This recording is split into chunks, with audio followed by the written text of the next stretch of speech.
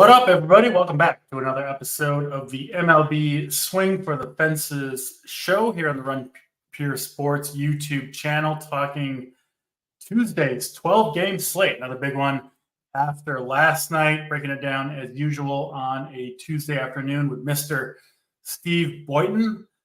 Steve, I was close last night. I had that sweet Pirates mini stack. Reynolds, O'Neill Cruz, and Jack Sawinski. I think they must have combined for, 60 or 70 points. Three of them weren't that expensive. And then I had, of course, the game stack on the other side with 5 Brewers. Frustrating on that one. Yelich stranded 8 guys. Hoskins ripped the double his first at bat, pulled his hamstring while doing so. They pinch hit for Bryce Terang for seemed like the first time in forever. So didn't quite get there. It was an okay night. And then, we were both on Soriano over Vasquez. Me and JG talked about that on the show. Seemed like a good pivot with the ownership. So one of those nights where kind of, what could have been, shoulda, woulda, coulda, that type of thing. But that's the beauty of baseball is you get to try again the next night. So we're here Tuesday trying to break it down. How did your Monday night go, and what do you think of this slate overall? Yeah, sounds like we were on a bunch of the same stuff. I had Brewers on my main team. I had a bunch of Houston stacks. Unfortunately, no Houston with Pittsburgh. I ended up playing like 40% Soriano, 0% of Vasquez, who ended up like 35% in the 121. Played a bunch of Yamamoto. He basically threw like one bad pitch the whole game, and went for a 3-run bomb. It was pretty dominant outside of that. Pretty frustrating night. Getting stuff like that right, the pivot from Vasquez to Soriano, not having it pay off, pretty frustrating. But we got 12 games tonight. I feel pretty prepared for it.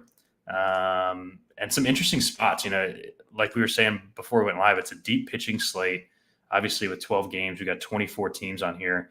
And again, for a slate that we're talking about, I think when I hopped on Sunday, we didn't have any teams projected for 5 runs. I think that might be the case again tonight.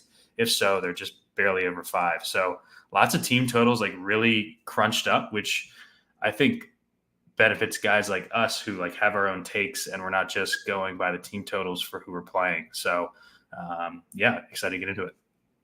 Yeah, it seems like close to half the slate seems to have a team total between like 4.5 and 5, but no teams over 5. So like you said, I do like this type of slate where you're not, making a fade on a team just due to ownership, just kind of praying like a Coors Field slate where you're not playing the Dodgers or something. And you don't really expect them to struggle, but you're going a different direction just to get a little bit different. But this slate's not like that. There's nothing I don't think that's going to come in super chalky other than maybe Dylan Cease. But in terms of offenses, I think a bunch of ways you can go. And even pitching, I wrote up 8 guys, 8 pitchers in my DC's cheat sheet today. It's up on the site right now. I could have listed a few more, honestly. So, I do think it's a pretty deep pitching slate, which oftentimes for me, that means I'll try to kind of get away from the most popular pitchers, right? If I think there's that many guys in play, I'm usually going to try to get away from the pitchers that everybody else is moving if I think there are other reasonable options to go to, which is certainly true on this slate.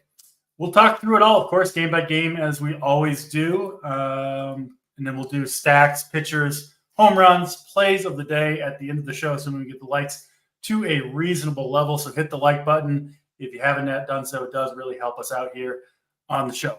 All right, let's jump into the first game of the night, Tampa Bay and Boston, one of the best hitting weather conditions that we've seen in Boston so far this year. 70 degrees, some humidity, pretty strong winds blowing out to left center field. Should play very, very much like a hitter's environment in Fenway, which it does. Anytime, you get out of the spring weather where it's 40 or 50 degrees, and then that happens again late September, October. But you get these nice days in Boston, and Fenway is a great place to hit. So that has me off. Essentially, both Nick Pivetta and Aaron Savali, no interest in those guys, right around that 8K price tag. I do think both these offenses are in play. I certainly prefer the Red Sox side myself against Savale, who really hasn't been all that great this season. He's struggled, 4 starts in a row now, despite 2 of those coming against the White Sox, 1 against the Mets, who roughed him up. They're not that great either. So, yeah, it's been a rough ride for Savale. I do think the Red Sox lineup, yes, it is watered down, could potentially do quite a bit of damage here. And then I will add in the Rays. I think they're probably without a lefty in the pen for this game. Their only lefty in the bullpen is Garrett Clevenger. He's pitched 3 of the last 4 days, and he did throw 19 pitches yesterday. Possible he can go here, but I would find it unlikely that he would enter the game, which has some of these Boston lefty bats, knowing that they're going to get all righties, or most likely anyway. Kind of interesting to me. But I'll throw it over to you, Steve. I think a fun game to kick us off here, Tampa Bay and Boston. Fenway, go ahead. Yeah, with you on the pitchers. I think I'm going to wait and see. Boston arm came back and threw 58 pitches in his first outing. Man, Pivetta comes off the IL. They're like, all right, you're going to start in Atlanta coming off the IL. Didn't really do him any favors there. So I kind of want to see it before I jump back in on Pivetta. They didn't dock his price at all here. And like you said, with the weather, don't really want to be going there. I will say on the Tampa side, I'm not going to be full stacking this team. This team hasn't shown much power at all, especially in the split against righties, 29th in ISO. Yeah. But the top 3, I think, are interesting. We've finally seen the price tags come down on Yandy and Arozarena under 5K. And Josh Lowe is back hitting 3rd. I think he's probably my favorite bat on the Tampa side, hitting 3rd there. With you on Boston, I actually bet Boston in this game. I like the bats. The addition of the note on the lefty reliever is huge, especially for some of the cheaper guys later in the lineup, Dom Smith, Reese McGuire, guys like that. You have a bit more confidence playing them without the lefty reliever available. In on Boston bats, first good weather game in what feels like a while in Boston. Obviously, O'Neill's been red hot. He hit a 3-run bomb in the first inning last night. Boston bats here for me. Not my favorite stack on the slate, but at these price tags, I do like them. You're able to get Devers and O'Neill in there just because the price tags and the remainder of the lineup are so good. So, I'm in on Boston. Yeah, in on Boston. Pivetta, he struggled in that return start against the Braves, missed a month and 5 days. 58 pitches there, went negative. His stuff looked okay, same as it did before he got hurt. So I would expect Pivetta to be back to his normal self, relatively quickly here. But even in a matchup against the Rays in this park, questions on the pitch count, some questions on the effectiveness. Just no interest in Pivetta. I would rather play the Rays for sure, but I do prefer the Boston side of this one. No question about it. Let's get to the next game on the slate, 7:20 Eastern time start. Chicago Cubs, Atlanta Braves. I think this is the only game with really any weather concerns whatsoever, and I do think it's going to be fine. Perhaps a passing shower in this one, but radar looks pretty damn clean right now. So, at least for now, I'm proceeding as if this game will play without issue. We do have Chris Sale pitching for the Atlanta Braves. So at least for me, I'll have to keep an eye on that weather because a lot of interest in Sale over here. I've been on him pretty much all season, and man, he's been awesome. If anything, getting stronger. 10 and 9 strikeouts in the last 2 games. They're kind of surprisingly let him throwing a bunch of pitches, over 100 pitches in both of the last 2 and 3 of the last 5. Yeah, that's what I've been most surprised about is, they're just letting him go deep. Yeah, they let him go. He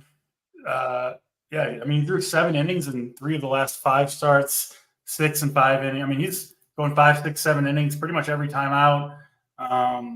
This Cubs team, got some dangerous bats, right? And they are getting a little bit healthier, getting Bellinger and Suzuki back recently. I get that. But Sale's a pitcher right now where I don't care that much who he's facing. The slider that he's throwing with the velocity that he has, MN says Sale looks dominant at times. I think Sale looks dominant every time he's out there. If you just watch him pitch, we talked about this. I think it was with Crochet the other day when he had that huge strikeout game. There's some pitchers you can just see it where every batter that comes up against Chris Sale, is kind of a strikeout waiting to happen. That's what it feels like to me. Missing a ton of bats, so I'm absolutely in on Chris Sale. He will be owned. I think he'll be the second highest owned pitcher on this slate. Dylan Cease going to be the chalk, and then I think Sale and Gilbert will come in second and third in some order. It'll be close between those two. But given the ownership and the price discount from Cease, I do have Sale as my favorite overall pitcher on this slate, Steve. Not going to play Thailand against the Braves. I'm kind of lukewarm on the Braves right now. I really haven't played them that much recently. And for the most part, that's kind of worked out. So feels bad, kind of betraying my Braves, but there are other stacks I like better tonight. What about you? Your thoughts on Sale and then any offense in this game for you? We won't fully betray the Braves on this slate. I'll talk about them. Yeah. But yeah, Sale's been awesome. I think he's got like 20 whiffs in each of the last two starts. That's just crazy. His stuff looks so good. I put in the playbook. One of the biggest things for me is the duration, like you said, 100 plus pitches in 3 out of 5. He's gone, 6+ innings in 4 of the last 5 starts. Just really dominant. Not scared of this Cubs lineup against left-handed pitching. The back half of the lineup right now is pretty bad. I think Madrigal's in there tonight. So yeah, I think it's super interesting between Sale and Cease, who has also just been flat out dominant. I think Cease, we'll talk about later. But yeah, love Sale. I think he can be SP1 on the slate easily. Saber likes the Braves a lot here. I will note, so if you're going a different route, so it seems like most people want to double spend at pitcher. I actually kind of like a few of the cheaper arms on the slate, DC, and I think that the expensive stacks are going to be under-owned compared to what we usually see them, right? Taillon's been good this year, but I think we talked about it on the Friday show. He got pushed back on Friday, and they went with Kyle Hendricks, and then they wanted to pitch him Sunday, and they pushed him back again. He keeps having back tightness. I'm kind of concerned about that for Taillon, a guy who's had injury issues basically his entire career. And what also gives me interest in the Braves is this Cubs bullpen is really, really bad. It's been bad all season. It's not going to get any better. And it's got 0 left-handed arms in it. I think they have 8 right-handed pitchers in their bullpen right now. So, the Taillon getting pushed back because of the back injury plus the bad bullpen. And then we're finally seeing the prices come down a bit on the Braves bats. We don't have Riley in there, so we get a free third baseman. Michael Harris is down to 4,200. They're finally reducing the price tags on the Braves because they have not been hot. So is it my favorite stack on the slate? No. But I think it's an interesting spot to go to Braves, especially if the weather looks like it's going to be fine here, which I think as of now it will be. But yeah. I think so, yeah. Count me in for Sale, a bunch of Sale. And then on those lineups where we're trusting the cheaper pitchers that we'll talk about later, I'm going to have some Braves 5-mans on the slate. Good points about Taillon on the, getting scratched and pushed back due to the back tightness. That has me more interested in the Braves. It's like, what is it, the Godfather? I was out, but now you pull me back in, Steve. They've scratched him 2 or 3 times already for this, and they're kind of out of arms. They didn't want to use Kyle Hendricks the other day. They just kind of were forced to. I don't know. I think that he could actually be hurt. And if he is, this Cubs bullpen is atrocious. So, just an interesting spot for low-owned Braves. Yeah. Taillon historically has been pretty easy to steal bases against as well. So, obviously, the Braves do have some speed in that lineup, led by Acuna. Pretty good spot for him. And, like you mentioned, no lefties in the pen for the Cubs. Matt Olson and maybe a Michael Harris, 4,200. And what about Jared Kelenic down there, 2,800 with, what looks like pretty much 0 pinch hit risk. I don't think he's coming out of the game against a right-handed pitcher. So maybe get some Jared Kelenic in your life down there at 2,800. He seems like a pretty fun play tonight. good call on the Cubs bullpen there. Let's get to Pittsburgh and Milwaukee, almost the game of the night yesterday. I mentioned that Pirates mini stack. Reynolds, O'Neill Cruz, Sawinski went absolutely crazy. Couldn't get the rest of the pieces quite right myself. I'm actually down to go back to those exact same three guys tonight. Against Joe Ross, who is, I actually kind of think he's in play here at 5,200. I mean, they let him throw 100 pitches 3 starts ago. He's not really a pitcher I believe in, but 5,200 at home against the Pirates, some strikeout upside. I mean, for me, he's got to be in play at that price point if you're trying to get the big bats in. He'll go opposite Quinn Priester, who I don't think Priester's in play. I'd way rather play Joe Ross. I'm back on Milwaukee here. Christian Yelich in particular really let me down last night, but I'm willing to go back to the well. They did lose Rhys Hoskins. I assume he's going to be out for a while, looked like anyway, with the hamstring injury. Maybe, like a guy like Jacob Bowers who hit the big grand slam yesterday. That was annoying too, to have a 5-man Hoskins in there. I had everyone else besides fucking Bowers yesterday. Yeah, I finished way high up there in the 250, the 4 entry max one.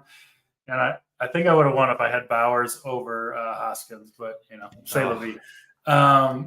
But anyway, yeah, I do think these guys are safer than usual from pinch hit risk.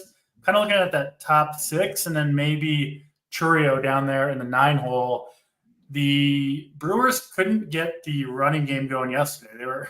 They almost had like too many guys on the bases. They never really had a guy like just on first. So the steals weren't there like I hoped, but this is another good running matchup. Priester's given up a ton of steals against him. And I wouldn't be surprised to see the Brewers get the wheels going today. Same guys as yesterday: Terrain, Yelich, Adames, Ortiz, Frelick, Chourio. Most of these guys, frankly, can steal a base. So I'm back in on this game. Almost got there yesterday. Maybe they finished the job today. And it's weird being on like the same 2 teams and the same guys within the teams. But that's pretty much the case for me with Brewers and Pirates. I do like both these offenses a lot, especially the Brewers side. And then, talk to me about Joe Ross. Is he in the player pool for Boyden tonight? Yeah, with baseball, you just can't be afraid to go back to a good spot. This is basically the same spot as we had last night. Like you said, with the steals, it just felt like the Brewers had 2 guys on every inning and then couldn't get it done. Ross is in the pool for me. He's just too cheap for the spot, I think. 5,200 for a guy that we know is going to go deep if things go well. I think he's got to be in your pool. He's nothing special, run-of-the-mill league average arm, I think. But this Pittsburgh lineup, they got to them last night, but over last month, 4th highest strikeout rate in the split, dead last, like worse than the Rockies in both weighted runs created plus and ISO. I think Ross has got to be in play here. And then, I'm going right back to the Brewers bats. They've consistently been good for over a month, specifically against right-handed pitching. I don't think losing Hoskins is going to hurt them too much in that regard. I think they'll still be fine against righties. And it's the same guys that we wanted. Joey Ortiz, the prospect they got from Baltimore, has started to hit a bit. He's second or third base eligible. I think he's fine there in the 6 hole. Really waiting for Chourio to kind of turn it on a bit. He's struggled since, the hot start, but he does have power and speed there in the 9 hole. So I'm in on all the Brewers here, going right back. And I'll have some Ross. And then on the Pirates side, that's exactly what I did yesterday. Is I basically X'd out everyone that wasn't Reynolds, Cruz, Sawinski, and I left Grandal on there just because he's a cheap catcher with some pop. They just signed him recently, and he's already hit a couple bombs. So he's smashed that home run yesterday. I mean, his power is intact. There's no question about it. Yeah, so I'm leaving Reynolds, Cruz, Sawinski, and Grandal in the pool. Same deal as yesterday. Yeah, a lot of bullpen talk on this show, but there is several teams who are really shorthanded in the bullpen on the slate. Pittsburgh's one of them, too. 2 lefties in the pen for them. They used Fleming yesterday for 40 pitches. He's almost certainly not pitching in this game. And then Chapman did have yesterday off, but he threw 23 pitches on Sunday and 27 on Saturday. So Yeah. still has thrown 50 in the last 3 days. I think Bednar's going to be down too. Bednar's definitely down. He's pitched 3 days in a row. And then Chapman, I would say maybe could pitch in this game, but I would be surprised if he did. So, yeah, guys like Bowers, maybe even an Oliver Dunn. He's pretty cheap, got a little power and speed there down there at the bottom of the lineup. Makes some sense. So, yeah, I guess we'll go down with that Brewers ship once again. We'll keep it moving. New York and Minnesota up next. This one close to a toss-up in the betting market. Yankees, very slight favorites. Carlos Rodon pitching for the New York Yankees. I continue to kind of be out on the Rodon train. He's been actually pretty good, though. 3 of the last 4 anyway, including a very strong outing last time out against Houston. 7 Ks, no walks, just a couple runs in that one. And then Chris Paddock pitching for Minnesota, who's been very up and down, but has been awesome in 3 of the last 4. Now, they did all come at home. This one at home too, though. 2 against Seattle and the White Sox, who are very strikeout heavy, but double-digit strikeouts in 2 of the last 4. And then pitched well against Boston there too. You can't ignore it for Chris Paddock. I don't think I want to use him tonight against this Yankees team. Obviously pretty patient, got power. Just feels like it won't turn out very well. I do like, Soto and Judge. They're very expensive, but I do like those guys in the heart of that Yankees order. And I kind of like the Twins here a little bit, at least the top 4. Jeffers, Correa, Castro, and Miranda, who I all think will be pretty safe from pinch hit shenanigans when Rodon comes out. And I still think Rodon's going to give up a lot of home runs to right-handed bats this year. All 4 of those guys can hit lefties pretty well. So I don't mind the Twins. Probably not playing the back half of the lineup, but the top 4 I like. And I do like the Yankees bats, but just so expensive. And the Twins got that lights-out bullpen they had yesterday off, so they should have everybody available. Makes me a little bit hesitant with the Yankees. But they could certainly bomb Paddock and, put up a big number. Wouldn't surprise me at all. Your thoughts here, Steve? Twins and Yankees. Yeah, so I've watched the last couple Rodon starts, and I haven't been on him at all. But he looks good. The fastball's kind of back. The velocity's definitely back. I've been super hesitant to play this guy. He is a guy that I do want to take chances on when he's low owned. Like, we've had a couple of starts this season where you and I have been off him when he's been 30, 40%. Sure. Sabres got him at 4% owned tonight. So this Twins lineup against lefties, I just don't think they're going to continue to be this good based on the guys that they have specifically after the top 4 in this lineup. I think that we've seen kind of the ceiling of the Twins lineup against lefties. This is a spot where I'm going to buy into some Rodon. I'm not playing him on my main lineup or anything, but I play 20, and I'm going to have over the field on Rodon here. He looks good. If the fastball's back, I think that he's going to have spike scoring starts. I could see it happen here. Not, you can tell I'm kind of tentative because we've been off of him for so long. Yeah. But if I'm going to hop in, it's going to be when he's 4%, not 40. So I'm going to play some Rodon here. I think the Yankees are interesting. Paddock, obviously, been awesome of late, but he's still a 2-pitch pitcher, coming off multiple injuries. And the Yankees have just been so good against right-handed pitching. I've had a couple good nights already this season, and I think they've all been with Yankees 5-mans against a right-handed pitcher. They're up to 2nd in weighted runs created plus, 4th in ISO in the split. They're expensive. No one's going to play them. I kind of have them in like that Braves, bin of stacks tonight where they're going to be low owned for a team that is going to be awesome in the split. The Yankees have been better than the Braves against righties, especially lately. And like while they're still healthy, they still have Stan, they still have Rizzo. These guys haven't gotten hurt yet. Is when I do want to play the Yankees. So yes, I'm terrified of the Twins pen. If the game's close, your Yankees stack's probably dead. But yeah, I'm reluctantly on both the Yankees and Rodon here.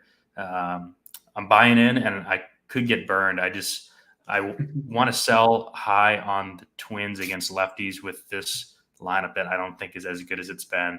And then I just want to continue to play Yankees against right-handed pitching, no matter who it is. That all makes sense to me. I'm not really going to push back. Rodon has looked better. I've watched those starts as well. I still like the Twins' chances to yank a couple balls over that left field wall. A couple mentions of Carlos Santana. Yeah, he does deserve to be mentioned. I should have included him. You skip Margot, who will be pinch hit for in this game almost certainly. And then, you play Santana there, who, he's got, what does he have, like 7 home runs on the year? Something crazy awesome like that. Yeah. 7 home runs, for Santana, which is pretty nuts. And a lot of his damage has come via the right side. So, he makes sense. And I think this is one you can play both ways. I totally get playing Rodon, but I do think the Twins could potentially do some damage. And then, honestly, both of these, either of these stacks could be pretty dead if the game's, 3-2 in the 6th or 7th inning, and then you get 2 rested bullpens coming at you. Unlikely to do a ton of damage against either bullpen if the game is close. But if either team gets off to a big lead, obviously a little bit of a different story there. We'll keep it moving. Cleveland and Texas is up next. One of the higher totals on the slate, sitting at 9.5.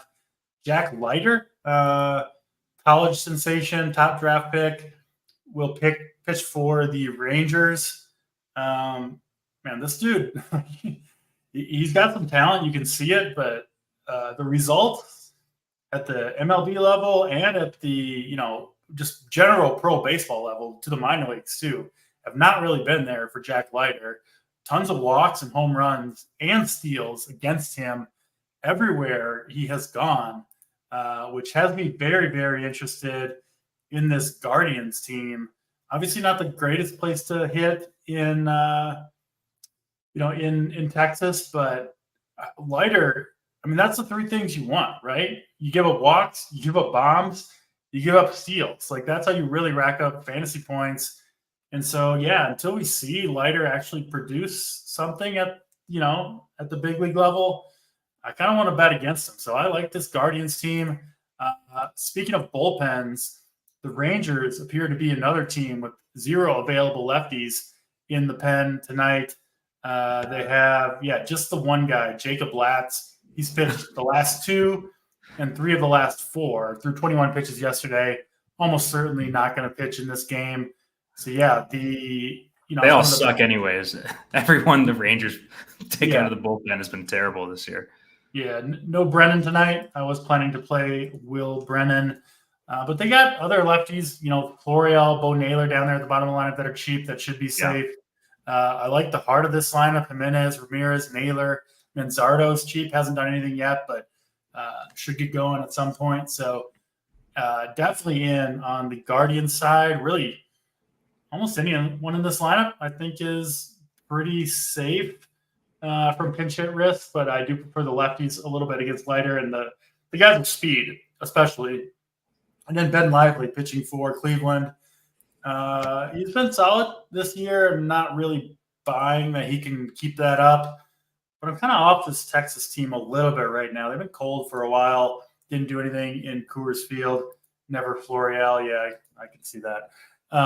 So I'm not a believer in Lively, but I don't have Texas near the top of my list, despite I believe they have the highest team total of anybody on the slate. So I'm assuming they'll get some ownership. I'm probably going to mostly look elsewhere. What about you, Steve? Rangers and Guardians here. Yeah, right back to the well with Cleveland here. They got there late last night. This Texas pen is just really bad. Everyone likes to say that this Cleveland team has no power. I keep saying it. That was 2 years ago. This is a different lineup. They do have pop. They brought up guys with some pop. Naylor's healthy. Fry has been good. Manzardo had a bunch of pop in the minor leagues before getting called up. Like you said, we haven't seen it yet, but it's coming. He's 2,200 at first base. Definitely lean the Cleveland side here. Texas has not been good lately. I don't really know what to make out of Lively. I actually used him in that White Sox start last time out. He just kind of survived that game. But I don't want to go out of my way on a big slate to play Texas here. Cleveland, best bullpen in the bigs, maybe, them and the Twins and a couple other teams. I'm more scared of the Cleveland pen for sure. Give me the Cleveland side here. I think they win this game. I actually bet them plus money this morning. For all the same reasons you said, power, speed. Hopefully they get the running game going again tonight. Ramirez has been running too, so love to see that. I don't really know how to so with Cleveland and Milwaukee, I have trouble parsing between the outfield pieces. So here we've got Florial and Freeman as the outfield pieces. Do you have any opinion between those two? Freeman's leading off, but I tend to think Florial's got more pop. What do you think? I'm kind of over Florial, to be honest. Just never seems to get much done. I don't play him that often, but I'll lean Freeman. Guys. Yeah, I think they're both in play. I'll lean Freeman with the leadoff spot there. He's got some power and speed. Yeah. And then on the Milwaukee side, pulling that up quick. Yeah. So Frelick, Chourio, Perkins isn't in there, but those are the three that I just have a hard time parsing between. I don't really like any of those guys, to be honest. Chourio, I've kind of given up on Chourio for the most part. So at least for now. There you go.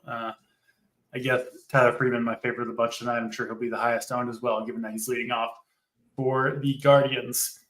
Let's get to the second half of this slate, halfway through at this point. Hit the like button if you haven't yet done so. Let's go to Oakland and Houston. Astros pretty big favorites here. I think they've got the second highest team total on the slate, sitting around 4.8 for the Astros against J.P. Sears, who's been okay this year, pitching for the A's. But he does have a long history of giving up home runs, which could certainly be an issue in this game against the Astros. We saw Bregman finally break out of it yesterday, hit 2 home runs. 2 of the 3 that he's hit so far on the year. Has scored about as many fantasy points yesterday as he has in his last 10 games combined. So big breakout game for Bregman. We'll see if he can keep that going. Good matchup for him against Sears for sure. I do think this Astros team is in play. And then Ronald Blanco, who's had this kind of breakout season, really out of nowhere, has kept it going pretty much no matter who he's faced. Another one that I'm not really quite willing to buy into fully quite yet. I do think he's going to get some ownership, though, against this Oakland team who I get that there's strikeouts in this lineup, and, you look at the names and it's not great. They're first in baseball in home runs, ISO, going back to I think it's 3 weeks now, or 3 or 4 weeks. Almost a month. Yeah, it's crazy. So I don't know. I'm probably not going to eat the Ronald Blanco chalk. I mean, he's expensive. 9,500 is going to be owned. I don't know. I'm just not going to go there myself on Mr. Blanco. Where do you stand on him? And then what about offense in this game? Yeah, my big interest here is the offense on the Houston side.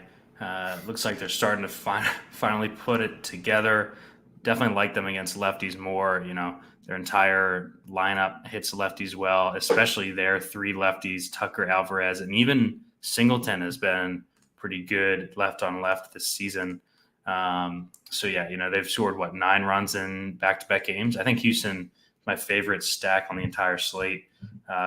Francis got, Sears is a guy that, I've used from time to time in certain spots this season, but at Houston, really tough spot. They don't strike out at all, and they've also hit him really well in his young career. So I'm going to keep riding the Houston bats here. Kyle Tucker's just been so good to start the season, probably top 3 in the MVP race at this point. Him, Witt, and Gunnar probably. Good to see Bregman get off the schneid a bit. He's been struggling. Diaz hasn't been hitting much either, but I don't think that that's something that's going to be long-term with him. I think he'll be fine. Dubon really hits lefties well in the 9-hole too. So yeah, really like for the most part, this entire Houston lineup, my least favorites, Myers probably.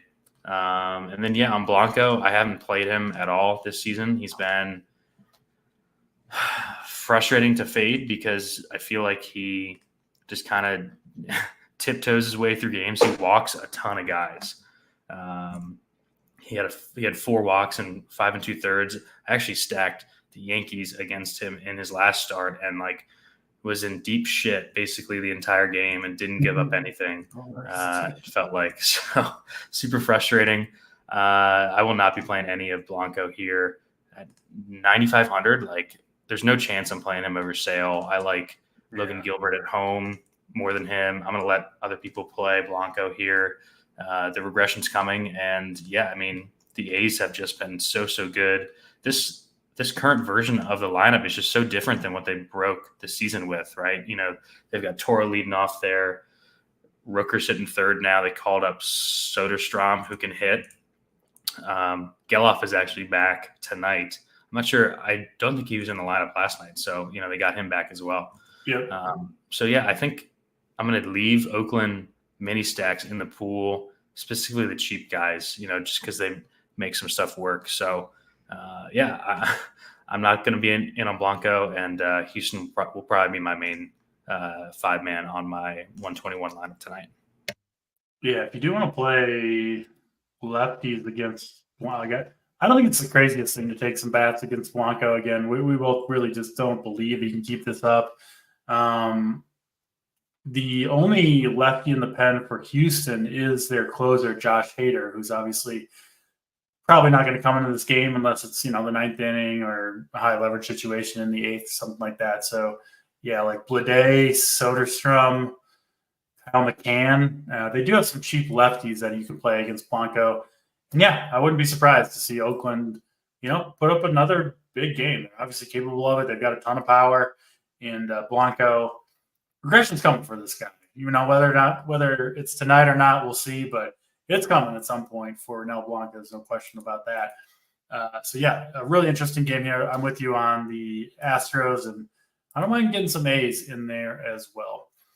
Let's get to the West Coast for the last 5 games of this slate. Angels and Cardinals up first, total sitting at 7.5. Reed Detmers on the bump for the Angels. Remember, he got off to an awesome start. 3 straight awesome games to kick off his season, and it has been downhill ever since for Detmers, who's had 3 bad games in a row, and now gets the Cardinals team. So obviously the matchup is good here. We saw what our guy Jose Soriano did to the Cardinals. I'm less enthused about Detmers, certainly than I was about Soriano, partly, of course, due to the price. Detmers almost $2,000 more expensive than Soriano was last night. But I do also think in the long run, this Cardinals team will hit lefties better than they hit righties. Got Carlson probably leading off, Goldschmidt, Arenado. Those guys are going to do anything.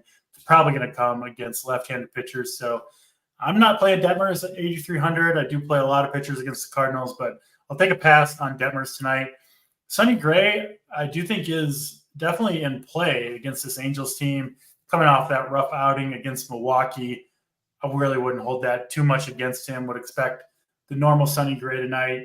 I think I'd be in on him on most slates, Steve, but I just worry, does he have the upside of Sale, of Dylan Cease? He's priced right between those 2 guys. I personally don't think so, but this is a very good matchup against the Angels, no doubt about it. So where are you on Sonny Gray, Detmers, and then any offense in this game? Yeah, I'll play any pitcher against this Cardinals team. I've got Detmers in the pool. 3 terrible starts in a row. But the underlying numbers are still good. 3.6 Sierra, 3.7 xFIP. Those are right around where Logan Gilbert is on this slate. Just a great spot for a bounce back. St. Louis just going to continue to attack them until they show any signs of life. I wish he was a bit cheaper, but again, I think he's going to come in low owned. I think him and Rodon and Hunter Green, who we'll talk about, are three awesome tournament plays on this slate, kind of in the mid-range. Guys that I want to play when they're low owned, because they're all going to be pretty volatile. Cardinals 29th in weighted runs created plus, 27th in ISO in the split. I wish they struck out more. But yeah, it's just a great bounce back spot for Detmers.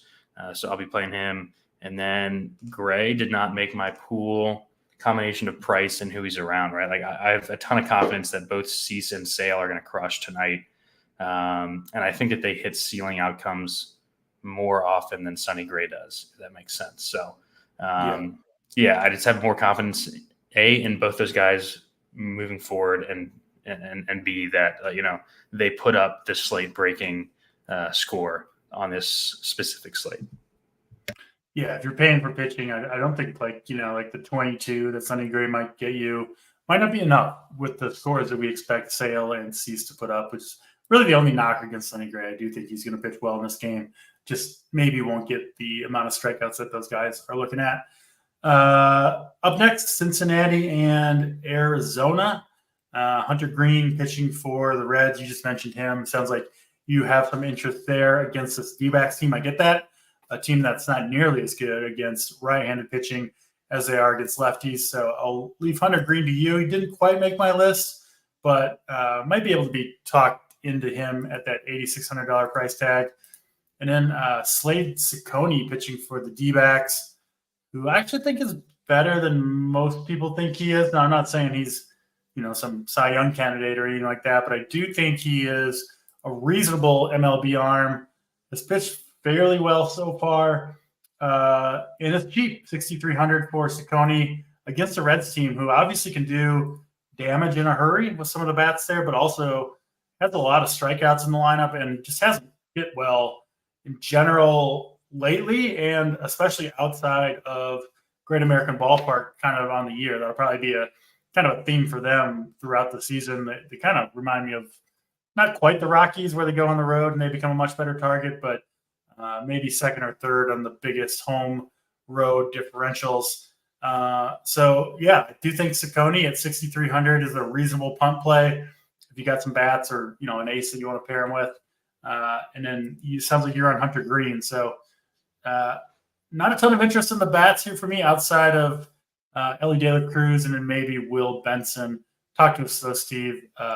D-backs and Reds. Yeah, I think the Reds are going to end up decently owned on this slate. I think they're going to be cheap throughout, besides Ellie, and they fit like the double spend build. So look out for like random Reds chalk on the road, which I'm definitely not going to be a part of. Like you said, outside of Great American, they've just been atrocious. They're down to 29th in weighted runs created plus in the split, striking out a ton. So really good spot for Ciccone here. Third highest strikeout rate against righties over the last month are the Reds. But yeah, my main interest here is in Hunter Green. Normally we come into slates with basically the same pool. I think we've got like a 3v3 tonight. Hunter Green's that last one for me. That's different. I like him anytime he's going to be low owned. He's projecting 5, I think. Yeah. Sabres between 5 and 10%.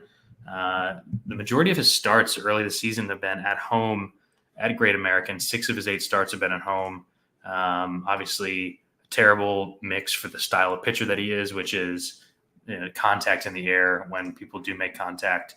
He's on the road in Arizona with the roof closed tonight. And he's been awesome in both road starts. 0.8 ERA, 14 Ks in 11 innings. This Arizona lineup, I feel like we say it every show, it's built to mash lefties, but has really struggled against righties, specifically with Corbin Carroll not, living up to what he did last year. They're bottom 5 in basically every advanced metric against righties. So I think it's a sneaky good spot for a Green upside game. And yeah, when he's low owned on the road, he's kind of stuck in no man's land price wise. I'm definitely playing some Hunter Green here. I think that he can put up like 20 plus in this spot at no ownership. So give me Green. And I'm not on any bats in this game. I'm not playing bats against him, and I don't want to run into popular Reds bats against Saccone here. Yeah. Corbin Carroll, in theory, makes sense to me. It's just an awesome play against Green, given the power and speed that he gives up. But, man, tough click right now. I did want to bring up, I think Cincinnati brought up a young outfielder who's min-priced and is probably going to be in the lineup tonight, Connor Capel. So if you are going to Reds bats, look and see if he is in the lineup. I know Friedel went on the IL yesterday. I don't know a ton about Capel here, but he's a prospect that they called up last night. Yeah, we'll see that lineup when it comes out for the Reds, but interesting spot there. And yeah, I mean, min-price guys, you don't get that many of them, right? Most of the guys that are min-price are usually just complete scrubs, or occasionally with the rookie call-ups that are min-price. So good call on that one. Let's go to Kansas City and Seattle next. Feel like a broken record sometimes with this one, mentioning these Mariners home pitchers, man. It's nuts. It's just like every single start. Like you could just blindly roster Mariners starting pitchers when they're at home, like pretty much no matter who they're facing, right? Because even if it's a tough matchup, then you're going to get them a lower owned or whatever. So yeah, George Kirby kept the trend going. I expect Logan Gilbert to continue that and put up a big game here. He did get hit in his last start, but guess what? On the road against Minnesota, back at home, averaging 26 DraftKings points per game. He's had 3 home starts versus 5 on the road. So, yeah, Gilbert has been lights out at home. We saw what Kirby could do to this team. I actually think Gilbert's the better strikeout pitcher between the two. So, yeah, I mean, I expect a big game out of Logan Gilbert. I think he's a little bit cheap at 9,200, honestly. You get a little discount from the 10K guys. So, yeah, expecting big things out of Gilbert. He will have high ownership, as we've mentioned. I would expect, 25-ish% for Gilbert, maybe a little bit higher in single entry stuff. But I do think still a good chalk to eat tonight. And then the Mariners, I don't mind them against Waka. I also think Waka himself is in play at 6,800. I know people played Singer last night. I wasn't on that train. But, actually – I know people won't agree with this, but I actually like Waka as a pitcher a little bit better than Singer. I'm just not a believer in Singer. And you'll get Waka, at the 2K cheaper price point, and I think maybe lower ownership than Singer was, although I do see some ownership on Singer here, or on Waka rather, maybe 15 to 20%. So that makes sense to me. I still like Waka a little bit, but Gilbert the play. And I don't know, I'm just not going to play many hitters in this game or in general in Seattle. Cal Raleigh, one guy that I will make an exception for. Power hitting catchers, I think, are strong plays in general. So he would be an exception, but for most part, it's the pitching here. Steve, what about you? KC and Seattle. Yeah, I'm in on both these arms. I didn't play that much Singer last night. I was on Kirby. But yeah, Gilbert has been awesome at home. Just going to keep playing these Seattle arms at home. It doesn't matter who they're against, what their price tags are. I'm just going to keep running them out there. He's been dominant at home. Not a great strikeout matchup with the Royals, but I just think that, it's super likely that we get like a deep, clean outing here, with 5-6 Ks, something like that. We could see him go 6-7 innings. Best pitchers park on the slate with Oakland on the road. And then, Waka has not been great to date, but he's been unlucky. His estimators are nearly a full run below his ERA, heading to the best pitchers park on the slate. The Seattle lineup has pop in it, but also the best strikeout upside in baseball against righties. We've seen that pretty routinely this year. And we talked about Paddock earlier. He's coming off the awesome outing against Seattle. I view Waka as very comparable to Brady Singer as far as talent, who was 8,800 and popular last night. Now we get 6,800 Waka in the same spot. I'll take the 2K discount, hop on Waka here in that exact same matchup. So yeah, I'm on both arms here. Waka will be in my pool. Gilbert just going to trust this Seattle arms at home. So no bats for me in this one. Makes sense. On the same page for Seattle and Kansas City. 2 more games to talk about. Colorado and San Diego up next. We do get to the almost certainly chalkiest pitcher on this slate, Mr. Dylan Cease. Really can't argue against it. He's been awesome all year. I've honestly mostly been off of him, and that has been expensive and painful. Fading Dylan Cease for the most part. He's been lights out. He's put up some monster games. Always a little hesitant to jump on a pitcher after I haven't bought in, but this does seem like it is an amazing spot for Dylan Cease against this terrible Rockies offense. Good place to pitch, obviously, in San Diego. I mean, outside of the price tag and the ownership, it's really hard to say anything negative about Dylan Cease in this one. So I won't. And then Cal Quantrill going for the Colorado Rockies. Yeah, he's someone that I was really going hard after early on and kind of continued to stack against, and it really hasn't worked out all that well, honestly. He's been, especially the last two starts, I don't know how he put up 37 fantasy points against Pittsburgh, but he did. I played Pittsburgh in that game and turned the TV off early. Yes. Sometimes you're just like, this is not going to work out today. So I don't know. I'm not stacking against him today with this Padres team, but I feel that, as soon as I jump off stacking against Quantrill, it's probably when he gives up 8 earned runs in 2 innings like he's supposed to. So not a lot of bats in this one for me. I do think, of course, Padres, part of that order is in play. I just like other teams a little bit better. But where do you stand on Cease? Of course, it's a big question mark, and anything else in this game, too. Yeah, I have been on Cease. Man, he was so good in that last start. I think arguably the best starter in baseball so far this season. 21 hits in 49 innings. I think the biggest thing for him, DC, has been bringing the walk rate down. That's kind of always been his big weakness. Down under 9%, which is the lowest rate in his career. Arguably the best possible matchup you can get, Colorado on the road. Second highest strikeout rate. We don't need to sell people on Cease. I think the argument is Cease versus Sale up top. I'll probably come in over on Sale and under on Cease. I love both guys here. Just 50% 11K guy. I mean, he really has to put up 30 plus to really bury you here. I'm in on Cease. The Padres, I think, are interesting. I played them last night. Just hate the park is basically the only negative I can think of for the Padres here. They've been hitting righties, especially since the trade for Arise. They get even better in the spot. They're 5th over last month in weighted runs created plus in the split. I actually thought that they would come in higher owned on the slate, but since everyone wants to play Cease and Sale, you can't really afford to stack this lineup. So I'm in on Padres here, even though I don't love the park. And then I'll probably have 30% or so Cease in my 20 lineups. I'll probably be about the same between Cease and Sale, whether it's 30, 35, 40, something like that. Yeah, Cease 9Ks.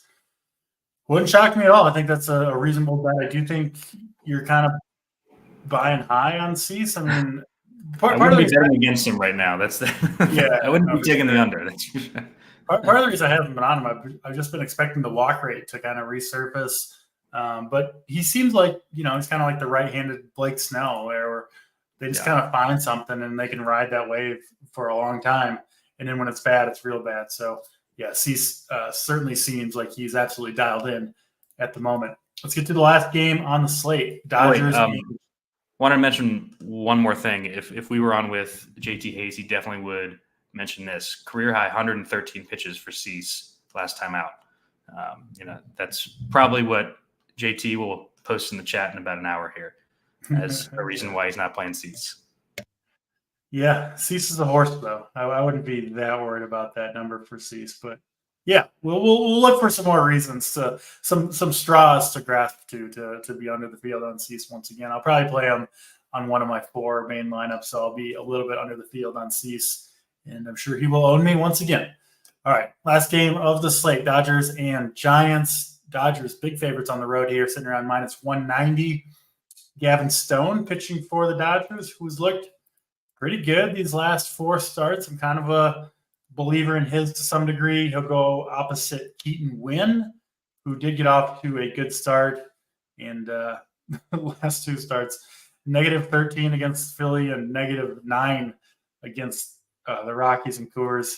So he's kind of fallen off the table. You do understand it a little bit, both those matchups, but it's been rough for Wynn. Certainly the market, not a believer in his. The Dodgers, right up there with the Astros and the Rangers as the top team total on the slate.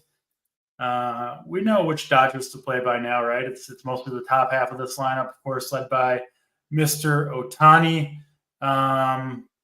And then, Gavin Stone at 7,900, I do think is a reasonable play. I do kind of trust him. And, man, I know the Giants, hit the 3-run bomb off Yamamoto, but this is a bad lineup right now. The Giants are rolling out there. It is a great park to pitch in. Like, those 2 things for me are kind of unquestioned. And then, I think Gavin Stone's kind of an above average pitcher at a cheap price point. And it looks like, if Saber has it right, very little ownership. They've got him down at like 2% owned, which I assume he'll be higher than that. He certainly should be in my eyes. So, I might have a share of Gavin Stone in my 4 lineups. Over to you, Steve. What do you see, Giants and Dodgers? Yeah, Stone was my last cut just because I want to get more of those 8K guys that we talked about. But I've got no issue with him. I mean, shit, I played Keaton Wynn in that Coors start, so you can't win them all, right? I think I might have played him too. Dodgers high team total here. Don't love the park and the price tag combination. I'm going to be going elsewhere on this slate. I'll wait for a different spot to get in on the Dodgers. I played their asses all weekend, and they just didn't get it done. So I'll probably break it tonight. Did want to mention cheap outfielder for the Giants. They called up Helio Ramos, who was crushing in AAA. So if you're not playing Stone, I think that he's in play at 2,800. And the guy who hit the bomb last night, Luis Matos, is Stone min. So, if you're hunting for cheap bats, I mentioned a couple earlier, those 2 are also guys that you can play if you're trying to double spend at pitcher on this slate. For sure. Yeah, not a lot to add on Dodgers and Giants. Really, Ohtani, the only Dodger that I'm probably playing tonight if I go to anyone at all. That is all 12 games. We did get news, not on the main slate, but the Orioles-Blue Jays game has been postponed. Probably going to make that up on Thursday. Both have an off day for a double or for a game there. So, if you're playing early slate, just be aware of that. But let's get to the fun stuff. Let's do favorite stacks, pitchers, home runs, favorite overall hitter on the day. We'll start, of course, with the stacks. My number 1 is the Guardians against Jack Leiter. We've talked about his struggles with power, with walks, giving up stolen bases. No lefties in the pen for the Rangers, rather. So, looks like a good spot for the Guardians. I wish they were a little bit cheaper. They do have some cheaper pieces. Manzardo, Florial, Freeman, and Bo Naylor are all pretty cheap. So, in on the Guardians as my overall favorite stack. Contrarian stack, I will go with the Twins. I think they're going to be lower owned against Rodon at top 1 through 4. Jeffers, Correa, Castro, and Miranda. Maybe Carlos Santana in there as well. Some people mentioned could do some damage. So I'll go with the Twins as my contrarian. Over to you, Steve. Favorite stack, favorite contrarian stack. My favorite stack is a team that I stacked up a lot last season. Haven't used them much this year, but I'm ready to buy back in. I'm going to Houston here at home against Sears. They're starting to break out a bit. Love the lineup. Love the spot. It's going to be Houston for me. Contrarian stack? Contrarian stack. Going right back to Milwaukee. Going to play the Brewers against Priester here. Actually, between Houston and Milwaukee as the 5-man for my single entry tonight. So it's either going to be Houston or Milwaukee. I'm seeing pretty low ownership on the Milwaukee stack as a whole. Gotta love that. I love it against Quinn Priester, who I've got very little faith in. So I'll be in on the Brewers with you there for sure. Most important pitcher on the slate.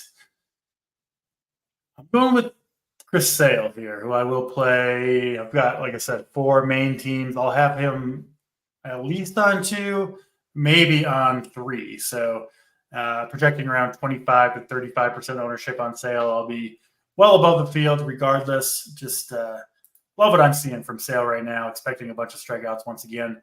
Over to you, Steve, your most important pitcher tonight. I'm going to do a cop-out and do a range. It's going to be this 8K range. The 3 contrarian tournament guys that I mentioned that are all going to be low owned. Hunter Green, Reed Detmers, Carlos Rodon. I think I would rank them in that order as far as my interest. Green, Detmers, then Rodon. But if they're all going to be under 10%, I'll definitely be at least double a field on all 3.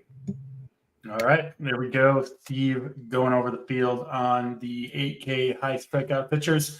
Makes sense to me. Home run call, I will go back to my Twins. I'm pretty safe here, not stealing yours, but Mr. Jose Miranda, long history of crushing lefties. His numbers against lefties this year look amazing.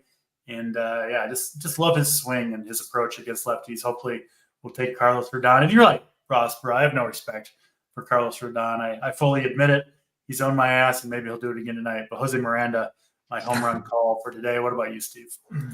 Going to a guy that, was my call a lot last year. Haven't used him much. I'm going to my guy, Kyle Tucker. Off to a red hot start to the season. I think he gets done left on left tonight. All right, let's get to overall favorite hitter on the slate. Got to go with my guy, Josh Naylor. Just another guy who I just love watching hit right now. I want to target Jack Leiter. He's even got a little bit of speed. Stole like 10 bases last year. He's got a couple here. Could see him stealing. So Josh Naylor, my favorite hitter on the slate. What about you, Steve? I'm going to go to a guy who owes us money from last night, Christian Yelich. Gets it done with guys on base tonight. Bounce back spot for all of these Brewers. Love Christian Yelich. Again, tonight, hopefully doesn't leave 9 guys on base. Yeah, that dude owes me a couple racks from last night. So I hope you're going to get back in on the Yelich train as well. Thanks for watching, everybody. Hit the like button on your way out if you haven't yet done so. The show will be back same time, same place tomorrow. For Steve Boynton on Draft Sheet, we're out of here.